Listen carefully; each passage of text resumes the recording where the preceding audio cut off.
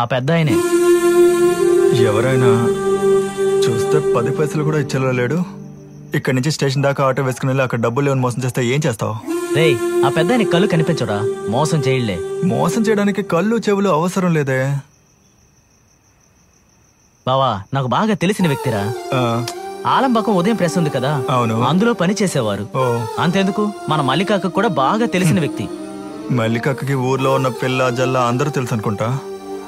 ఇప్పుడు ఏం చేయాలంటావు? వెటకారంగా మాట్లాడకరా. ఆయనకి ఇప్పటికే ఓ కంటి చూపు పోయింది.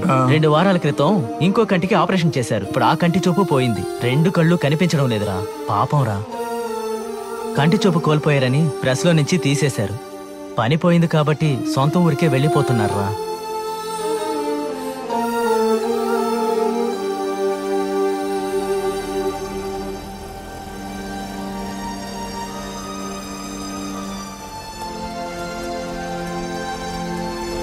ఎందుకలా బాధగా కూర్చున్నారు?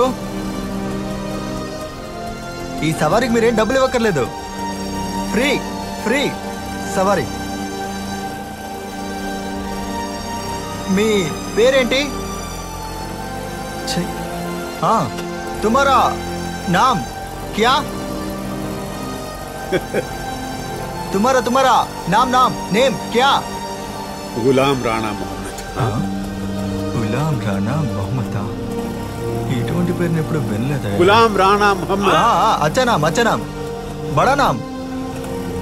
मेरा नाम छोटा नाम गणेश. अच्छा नाम है, बहुत अच्छा नाम है गणेश. तुम्हारा नाम बड़ा नाम కదా. నేను మిమ్మల్ని మామయ్య అని పిలుస్తాను.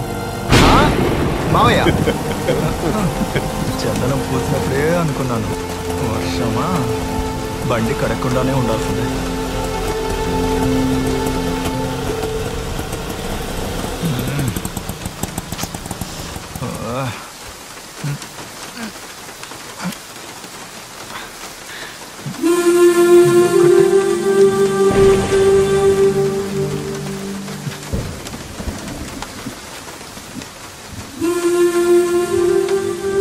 గణేష, 38 సంవత్సరాల క్రితం మొట్టమొదటిసారి నేను ఇక్కడికి వచ్చేటప్పుడు ఇటువంటి ఒకటే వానగా చలిగా ఉండేది.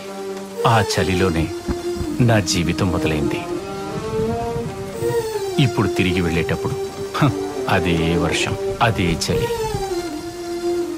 కానీ ఒకే ఒక సమస్య, ఇక మీదట నేనెప్పుడూ ఈ వర్షాన్ని చూడలేను.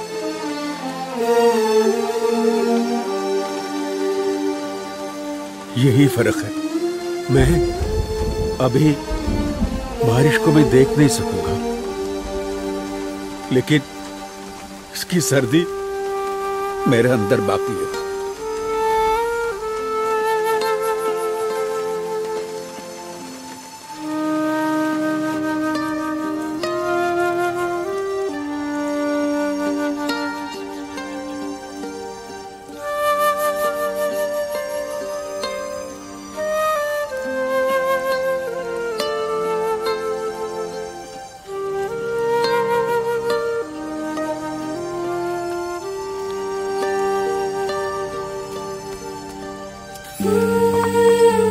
ఎంతనా? 30 రూపాయలు. ఇదిగోండి. వెళ్దామా మావయ్య?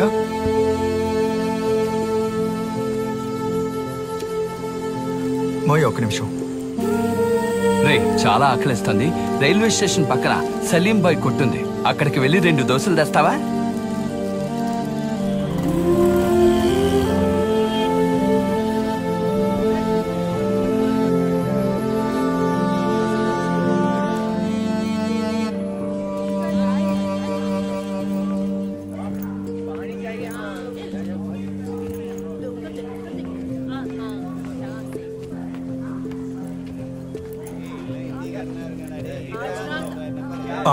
మావయ్య ఇక్కడ ఇక్కడ